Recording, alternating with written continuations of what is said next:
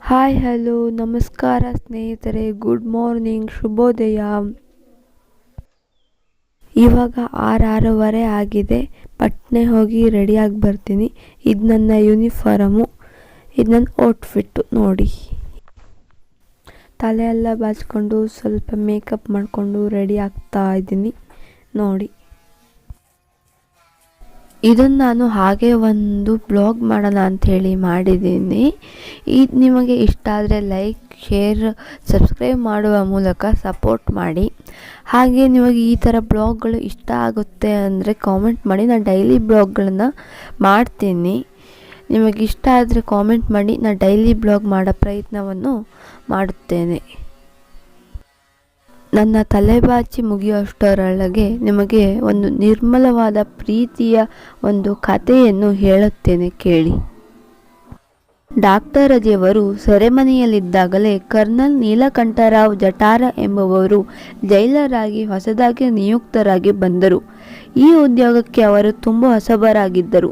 ಜೈಲರಾಗಿ ತಮ್ಮ ಕೆಲಸಗಳ ವ್ಯಾಪ್ತಿ, ರೀತಿ ಇದ್ಯಾವುದೂ ಅವರಿಗೆ ಗೊತ್ತಿರಲಿಲ್ಲ. ಈ ಹಿನ್ನೆಲೆಯಲ್ಲಿ ಅವರಿಗೆ ತಮ್ಮ ಸೆರೆಮನೆಯಲ್ಲಿ ಓರ್ವ ಕೈದಿಯಾಗಿ ಡಾಕ್ಟರ್ ಅಜಿಯವರ ಪರಿಚಯವಾಯಿತು. ಅವರ ಕೆಲಸ ಕರ್ತವ್ಯಗಳ ಬಗ್ಗೆ ಪುಸ್ತಕದಲ್ಲಿರುವುದನ್ನು ಹಲವು ಬಾರಿ ಡಾಕ್ಟರ್ ಅಜಿಯವರೇ ಅವರಿಗೆ ವಿವರಿಸಿ ತಿಳಿಸಿದ್ದೂ ಉಂಟು.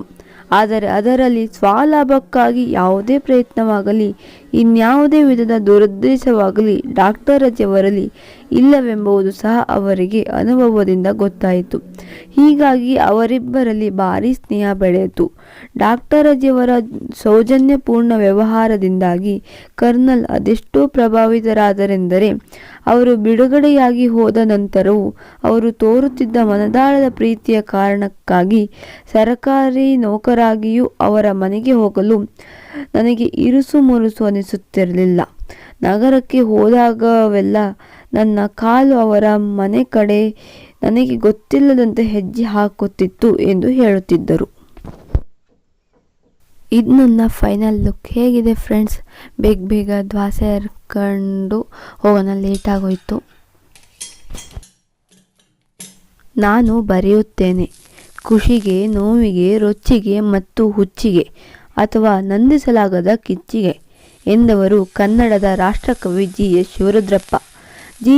ಜಿ.ಎಸ್.ಎಸ್. ಪಾಲಿಗೆ ಬರೆಹ ಎಂಬುದು ತಪಸ್ಸು. ಅವರು ಸರಿಸುಮಾರು ಅರ್ಧ ಶತಮಾನಗಳ ಕಾಲ ಬರಹವನ್ನೇ ಬದುಕಾಗಿಸಿಕೊಂಡವರು. ಅವರು ಕನ್ನಡ ಕಾವ್ಯಕ್ಕೆ ಹೊಸ ಸ್ಪರ್ಶ ನೀಡಿದವರು. ಕನ್ನಡ ಸಾಹಿತ್ಯ ಪರಂಪರೆಯಲ್ಲಿ ತಮ್ಮದೇ ಹೆಜ್ಜೆ ಗುರುತು ಮೂಡಿಸಿ ಹೋದವರು. ಕವಿಯಾಗಿ, ನಾಟಕಕಾರರಾಗಿ, ವಿಮರ್ಶಕ ಮತ್ತು ಸಂಶೋಧಕರಾಗಿ ಅವರು ಮಾಡಿದ ಸಾಧನೆ ಅನನ್ಯವಾದದ್ದು. ತಮ್ಮದೇ ವಿಭಿನ್ನ ದಾರಿಯಲ್ಲಿ ಕಂಡುಕೊಂಡಿದ್ದ ಜಿ.ಎಸ್.ಎಸ್. ಕೊನೆಯವರೆಗೂ ಅವರದ್ದೇ ವರ್ಚಸ್ಸನ್ನು ಉಳಿಸಿಕೊಂಡಿದ್ದರು. ಅವರು ಕನ್ನಡ ಕಾವ್ಯಲೋಕದ ಅನಾವಿಸಕ್ತ ಅರಸ. ಅವರ ಪರಿಚಯ ಹೇಳುವುದಾದರೆ, ಜಿ.ಎಸ್.ಎಸ್. ಕಾವ್ಯನಾಮದಿಂದ ಹೆಸರುವಾಸಿಯಾಗಿರುವ ಶಿವರುದ್ರಪ್ಪನವರು ಶಿವಮೊಗ್ಗದವರು. ತಂದೆ ಶಾಂತವೀರಪ್ಪ, ತಾಯಿ ವೀರಮ್ಮ. ಅವರು ಫೆಬ್ರವರಿ 7, 1926ರಲ್ಲಿ ಹುಟ್ಟಿ 23 ಡಿಸೆಂಬರ್ 2013ರಂದು ಮರಣ ಹೊಂದುತ್ತಾರೆ. ಜಿ.ಎಸ್.ಎಸ್. ಸಾಹಿತ್ಯ ಕೃಷಿಗೆ ಅವರ ತಂದೆ ಮೂಲ ಸ್ಫೂರ್ತಿ. ಅವರು ಅತಿ ಎಳೆಯ ವಯಸ್ಸಿನಲ್ಲಿ ಬರಹವನ್ನು ಪ್ರಾರಂಭಿಸಿದವರು. ನಿರಂತರವಾಗಿ ಸಾಹಿತ್ಯವನ್ನು ಅಭ್ಯಸಿಸಿದವರು. ಕನ್ನಡದ ಮಹಾತ್ಮದ ಕವಿ ಕುವೆಂಪು ಜಿ.ಎಸ್.ಎಸ್. ರವರ ಗುರುಗಳು. ಕುವೆಂಪು ಅವರಿಂದಲೇ ಜಿ.ಎಸ್.ಎಸ್. ತುಂಬ ಪ್ರಭಾವಿತರಾಗಿದ್ದರು. ಜಿ.ಎಸ್.ಎಸ್. ಅವರು ವೃತ್ತಿಯಲ್ಲಿ ಪ್ರಾಧ್ಯಾಪಕರಾಗಿದ್ದರು. ಬರೆಹ ಅವರಿಗೆ ತೃಪ್ತಿಯನ್ನು ತಂದುಕೊಟ್ಟಿತ್ತು. ಹಾಗಾಗಿ ನಿರಂತರವಾಗಿ ಬರೆದರು. ಅವರ ಎಲ್ಲ ಕೃತಿಗಳು ಗಂಭೀರ ಸಾಹಿತ್ಯ ಎನಿಸಿಕೊಂಡಿತು. ಅವರ ಪ್ರಮುಖ ಕೃತಿಗಳೆಂದರೆ ಕವನ, ನಾಟಕ, ವಿಮರ್ಶೆ ಮತ್ತು ಪ್ರವಾಸ ಕಥನಗಳು. ಜಿ.ಎಸ್.ಎಸ್. ಹೆಚ್ಚಾಗಿ ಬರೆದರು. ಅವರ ದೀಪದ ಹೆಜ್ಜೆ, ಅನಾವರಣ, ಅಗ್ನಿಪರ್ವ, ಎದೆತುಂಬಿ ಹಾಡಿನ್ನು, ಕಾರ್ತಿಕ ಮತ್ತು ದೀಪದ ಹೆಜ್ಜೆ ಪ್ರಮುಖ ಕವನ ಸಂಕಲನಗಳು. ಕನ್ನಡ ಕವಿಗಳ ಕಾವ್ಯ ಕಲ್ಪನೆ ಕುವೆಂಪು, ಪುನರಾವಲೋಕನ, ಬೆಡಗು, ಅನಾವರಣ, ಕಾವ್ಯಾರ್ಥ, ಚಿಂತನೆ ಮತ್ತು ವಿಮರ್ಶೆಯ ಪೂರ್ವ ಪಶ್ಚಿಮ ಇವುಗಳು ಅವರ ಗಂಭೀರ ವಿಮರ್ಶಾ ಗ್ರಂಥಗಳು. ಮಾಸ್ಕೋದಲ್ಲಿ 22 ದಿನ, ಇಂಗ್ಲೆಂಡಿನಲ್ಲಿ ಚತುರ್ಮಾಸ ಮತ್ತು ಅಮೆರಿಕದಲ್ಲಿ ಕನ್ನಡಿಗ ಅವರ ಹೆಸರಾಂತ ಪ್ರವಾಸ ಕಥೆಗಳು. ಭಾವಗೀತೆಗಳು ಸರದಾರ ಅವರು. GSS ಅತಿ ಹೆಚ್ಚು ಜನಪ್ರಿಯತೆ ಗಳಿಸಿ ಜನಸಾಮಾನ್ಯರ ಕವಿಯಾಗಿದ್ದು, ಅವರ ಭಾವಗೀತೆಗಳಿಂದ ಅವರ ಸರಳ, ಸುಂದರ ಮತ್ತು ಅಪಾರ ಜೀವನಾಭಾವದ ಭಾವಗೀತೆಗಳು ಇಡೀ ನಾಡಿನಾದ್ಯಂತ ಪ್ರಸಿದ್ಧಿಯಾಯಿತು. ಎದೆ ತುಂಬಿ ಹಾಡಿದ್ದೆನು ಅಂದು ನಾನು ಆಕಾಶದ ನೀಲಿಯಲ್ಲಿ, ಚಂದ್ರತಾರೆ ತೊಟ್ಟಿಲಲ್ಲಿ, ಎಲ್ಲೋ ಹುಡುಕಿದೆ ಎಲ್ಲರ ದೇವರ, ಕಾಣದ ಕಡಲಿಗೆ ಹಂಬಲಿಸಿದ ಮನ. ಯಾವುದೀ ಪ್ರವಾಹವು? ಹೇಗೆ ನೂರಾರು ಅರ್ಥಗರ್ಭಿತ ಭಾವಗೀತೆಗಳನ್ನು GSS ರಚಿಸಿದ್ದಾರೆ. ಈಗಲೂ ಅವರ ಭಾವಗೀತೆಗಳನ್ನು ಶ್ರದ್ಧೆಯಿಂದ ಹಾಡುವವರಿದ್ದಾರೆ, ಕೇಳಿಸಿಕೊಂಡು ತಲೆತೂಗುವವರಿದ್ದಾರೆ. ಅವರ ಪ್ರಶಸ್ತಿಗಳನ್ನು ನೋಡುವುದಾದರೆ GSS ಶಿವರುದ್ರಪ್ಪ ತಮ್ಮ ಕಾವ್ಯ ಸಾಧನೆಗೆ ಗೋವಿಂದ ಪೈ ಮತ್ತು ಕುವೆಂಪು ನಂತರ 3ನೇ ರಾಷ್ಟ್ರಕವಿ ಎಂದು ಕರೆಸಿಕೊಂಡರು.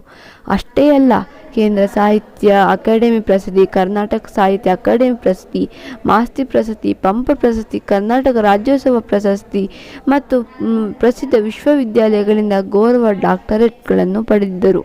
ಕನ್ನಡದ ಸಮನ್ವಯ ಕವಿಯಾಗಿದ್ದ ಎಲ್ಲರ ಕವಿ GSS 2013 ಡಿಸೆಂಬರ್ 23ರಂದು ನಿಧನರಾದರು. ಪ್ರೀತಿ ಇಲ್ಲದ ಮೇಲೆ ಹೂವು ಅರಳಿತು ಹೇಗೆ, ಮೋಡ ಕಟ್ಟಿತು ಹೇಗೆ, ಹನಿ ಹೊಳೆದು ಕೆಳಗಿಳಿದು ನೆಲಕ್ಕೆ ಹಸಿತು ಮೂಡಿತು ಹೇಗೆ ಎಂದ GSS ಕನ್ನಡದ ಸಾಕ್ಷಿ ಪ್ರಜ್ಞೆ. ಕ್ಲಾಸ್ ಮುಗಿತು, ಇವಾಗ ಮನೆ ಕಡೆಗೆ ಪ್ರಯಾಣ. ಬಸ್ ಸ್ಟ್ಯಾಂಡಿಂದ ಒಂದು 2 ಕಿಲೋಮೀಟ್ರ್ ಆಗುತ್ತೆ, ಕಾಲೇಜು ನಡ್ಕೊಂಡು ಹೋಗಬೇಕು. ಹಾಗೆ ಇಲ್ಲಿ PU ಕಾಲೇಜ್ ಗ್ರೌಂಡಲ್ಲಿ ಕ್ರಿಕೆಟ್ ನಡೀತಾ ಇತ್ತು. ಇದು ಜಿಲ್ಲಾ ಮಟ್ಟದ ಕ್ರಿಕೆಟ್ ಅಂತೆ. ಇಲ್ಲಿಗೆ ಸಿರ್ಸಿ, ಹೊನ್ನಾವರ, ಸೊರಬ ಮತ್ತು ಬೇರೆ ಬೇರೆ ಎಲ್ಲ ಕಡೆಯಿಂದನೂ ಬಂದಿದ್ದರು ಅಂತ ನಾನು ಕೇಳ್ಪಟ್ಟೆ.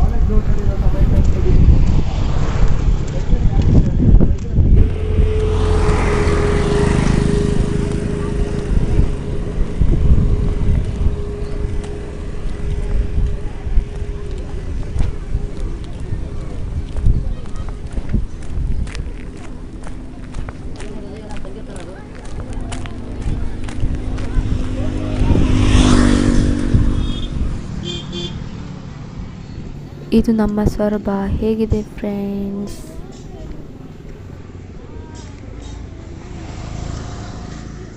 ಇದು ನಮ್ಮ ಸೊರಬ ಬಸ್ ಸ್ಟ್ಯಾಂಡ್.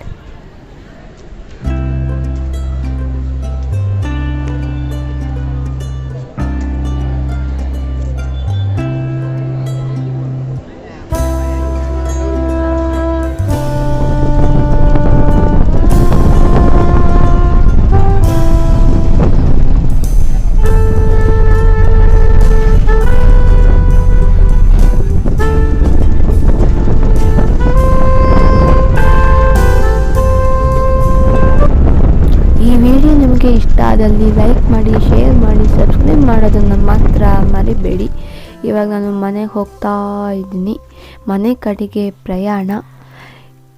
ಇಲ್ಲಿ ತನಕ ನನ್ನ ವಿಡಿಯೋವನ್ನು ನೋಡಿದ್ದಕ್ಕಾಗಿ ತುಂಬ ತುಂಬ ಧನ್ಯವಾದಗಳು.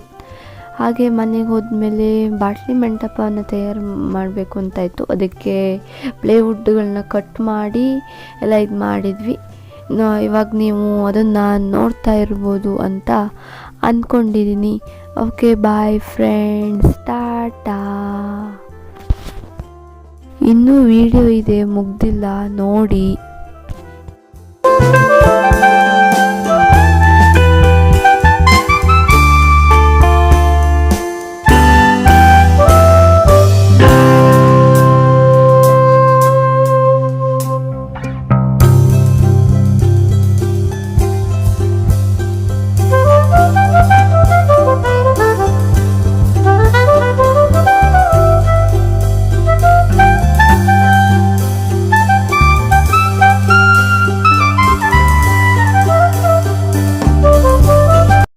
Thank you for watching this video.